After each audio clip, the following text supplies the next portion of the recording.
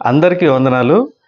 సంఘాల్లో సిద్ధపాటు దినం అనే ఒకదాన్ని పాటిస్తూ ఉంటారు.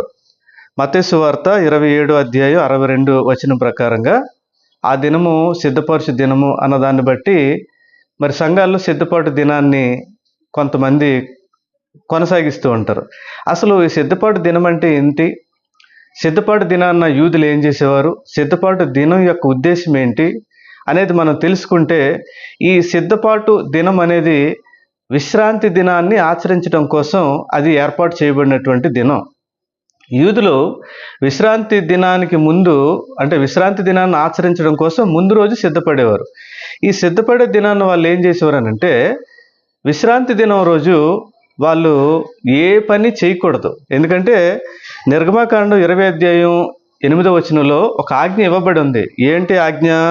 విశ్రాంతి దినమును పరిశుద్ధముగా ఆచరించుటకు జ్ఞాపకం ఉంచుకొనుము అన్నటువంటి ఒక ఆజ్ఞ ఉంది. కాబట్టి ఈ విశ్రాంతి దినాన్ని ఆచరించటం కోసం వాళ్ళు ఏం చేశారు అంటే ముందు రోజు సిద్ధపడేవారు.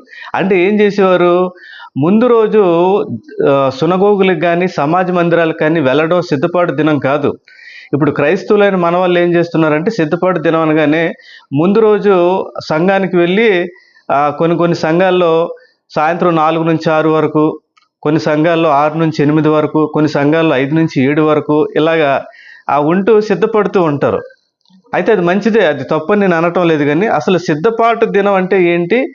యూదులు ఏ విధంగా దేనికోసం సిద్ధపడేవారు, ఎందుకు ఆ దినాన్ని ఆచరించారు వారు అన్నటువంటి విషయాల్ని ఇక్కడ మీకు నేను చెబుతున్నాను. వారికి ఆజ్ఞ ఉంది, విశ్రాంతి దినమును పరిశుద్ధముగా ఆచరించుటకు జ్ఞాపకం ఉంచుకొనుము అని ఉంది కదా. కాబట్టి యూదుల జీవితాల్లో విశ్రాంతి దినం అనేది చాలా ప్రాముఖ్యమైనటువంటి విషయం. అది ఆ రోజు దేవుడు ఏం చెప్పాడో చూడండి వాళ్ళకి. నిర్గమకాండం 20 అధ్యాయం 1వ వచనం చదువుతున్నాను చూడండి. దేవుడి ఆజ్ఞలన్నీ వివరించి చెప్పెను. నీ దేవుడైన యెహోవా నేనే దాసుల గృహమైన ఐగుప్తు దేశంలో నుండి నిన్ను వెలుపలికి రప్పించి తిని, నేను తప్ప వేరొక దేవుడు నీకు ఉండకూడదు. పైన ఆకాశం అందే కానీ, భూమి అందే కానీ, భూమి కింద నీళ్ళ అందే కానీ ఉండి దేని రూపాన్ని చేసుకోకూడదు అని చెబుతూ 6వ వచనం చూడండి. నన్ను ప్రేమించి నా ఆజ్ఞలు గైకొని వారిని 1000 తరములలో కరుణించి వాడిని ఉండును. నీ దేవుడైన యెహోవా నామం వ్యర్థంగా ఉచ్చరించకూడదు. 10 ఆజ్ఞలు చెబుతూ 8వ వచనం తర్వాత విషయాలు మాట్లాడుతున్నాడు చూడండి. 9వ వచనం నుండి ఏమని మాట్లాడుతున్నాడు? 6 దినములు నీవు కష్టపడి నీ పని అంతయు చేయవలను. 7వ దినము నీ దేవుడైన యెహోవాకు విశ్రాంతి దినము. దానిలో నీవైనను, నీ కుమారుడైనను, నీ కుమార్తె అయినను, నీ దాసి అయినను, నీ దాసుడైనను, నీ పశువైనను, నీ ఇండ్లలోనున్న పరదేశైనను ఏ పని చేయకూడదు. 6 దినములలో యెహోవా ఆకాశమును, భూమి, సముద్రమును వాటిలోని సమస్తమును సృజించి 7వ దినమున విశ్రమించెను. అందుచేత యెహోవా విశ్రాంతి దినమును ఆశీర్వదించి దానిని పరిశుద్ధపరచెను. నీ దేవుడైన యెహోవా నీకు అనుగ్రహించే దేశంలో నీవు దీర్ఘాయుష్మంతుడు అవునట్లు అని ఇక్కడ చెబుతున్నాడు. ఇక్కడ విషయం ఏంటనంటే, దేవుణ్ణి ఆరాధించటాని కోసమని దేవుడు విశ్రాంతి దినాన్ని ఏర్పాటు చేశాడు. ఆ రోజు ఏం చెప్తున్నాడు? ఇంకా మిగతా అధ్యాయంలోని వచనాలు ఏం చెప్తాడంటే, విశ్రాంతి దినాన్న నీకు లాభం వచ్చేటువంటి వ్యాపారం అయినా, పని అయినా సరే, ఏదైనా సరే చేయకూడదు. ఇంకా ఎక్కువ దూరం నడవకూడదు, నడవగలిగినంత మాత్రమే నడవాలి అని చెప్పాడు. ఎందుకనంటే దేవుడు 6 దినాలు కష్టపడ్డాడు మనిషి కోసం. 7వ దినాన్న దేవుడు విశ్రాంతి తీసుకున్నట్టుగా ఆ 7వ దినాన్న మరి ఇశ్రాయేలు ప్రజలందరూ కూడా దేవుని సన్నిధిని, దేవునికి కనపడాలి. ఆ విశ్రాంతి దినాన్ని ఏం చేయాలి? ఆ లేఖనాల్ని ధ్యానించాలి, ఆరాధించాలి. ఇంకా దేవుని సన్నిధిలో ఆ రోజంతా గడపడం కోసం అన్నట్టు ఈ విశ్రాంతి దినాన్ని ఏర్పాటు చేశాడు. అందుకోసమే ఆ విశ్రాంతి దినాన్న ఇశ్రాయేలు ప్రజలకి ఎలాంటి ఇబ్బంది ఉండకూడదు. ఆ రోజు ఏ పని చేయొద్దు అన్నాడు కదా. పశువులు చేయకూడదట, లేకపోతే ఇంట్లో ఉన్నటువంటి దాసులు కానీ, దాసీలతో కానీ వాళ్ళతో కూడా ఏ పని చేయించకూడదట. అందుకోసమని వాళ్ళు ఏం చేసేవారనంటే, ఆ విశ్రాంతి దినాన్న కనీసం వంట కూడా చేసేవాళ్ళు కాదు.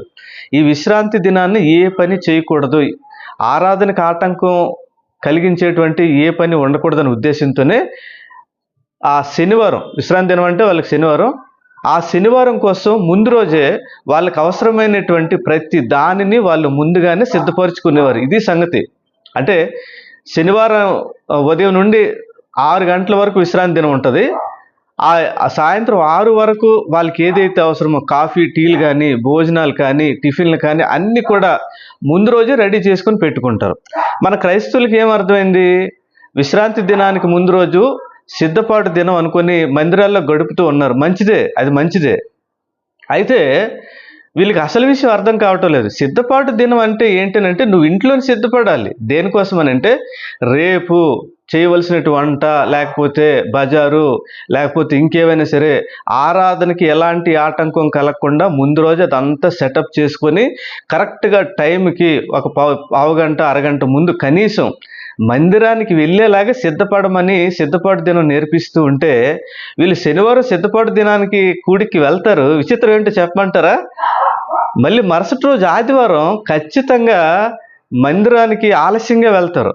12 గంటలకు వెళ్ళే వాళ్ళు కొంతమంది, 12:30కి వెళ్ళే వాళ్ళు కొంతమంది, ఇంకా మందిరం వదిలేస్తూ ఉన్నారు, ముగింపు ప్రార్థన చేస్తూ ఉన్నారు అన్నప్పుడు కూడా ఆ సమయాన్ని కూడా వెళ్ళేటువంటి వాళ్ళు చాలామంది. వీళ్ళందరూ ముందు రోజు శనివారం సిద్ధపాటు కూడికి వెళ్ళిన వాళ్ళు వీళ్ళంతా కూడా. ఇంకా ఈ విశ్రాంతి దినాన్ని దేవుడు ఎందుకు ఆచరించమన్నాడు అనంటే ఈ సిద్ధపాటు దినం, ఈ విశ్రాంతి దినం మనకు నేర్పించే పాఠం ఏంటనంటే అక్కడ మనకు దేవుడు ఒక విషయం చెబుతూ ఉన్నాడు. ఇగో దేవుడు ఎలాగైతే కష్టపడి పని చేసిన తర్వాత విశ్రాంతి తీసుకున్నాడో అలాగే ఈ లోకంలో ఎవరైతే దేవుని కోసం కష్టపడతారో వారికి పరలోకం లేకపోతే విశ్రాంతి దొరుకుతుందని హెబ్రీ పత్రిక 4వ అధ్యాయం 10వ వచనం చెబుతుంది. నేను చదువుతున్నాను చూడండి. ఇక్కడ ఏమని రాయబడింది? ఎందుకనగా దేవుడు తన కార్యములను ముగించి విశ్రమించిన ప్రకారము ఆయన యొక్క విశ్రాంతిలో ప్రవేశించిన వాడు కూడా తన కార్యములను ముగించి విశ్రమించును అన్నాడు కదండి. అంటే దేవుడు ఎలాగైతే పని చేసి విశ్రమించాడో అలాగే క్రైస్తవుడు కూడా పని చేయాలి, దేవుని పనులు చేయాలి, దేవుని కార్యాలు చేయాలి.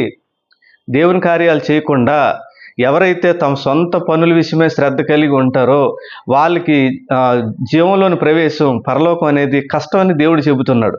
దేవుడి కోసం కష్టపడిన వాడికి, పని చేసిన వాడికే ఏముందంట? విశ్రాంతి ఉందంట. ఇప్పుడు ఆలోచించండి, విశ్రాంతి దినం ఈ పాఠాలు, ఈ విషయాలన్నీ నేర్పిస్తూ ఉంది.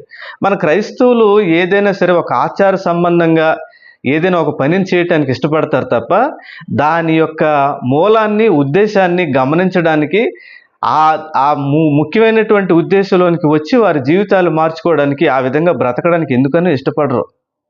మీకు అర్థమైతే చాలా సంతోషం. సిద్ధపాటు దినాన్ని సంఘాల్లో జరిగించొద్దు నేను చెప్పటం లేదండి.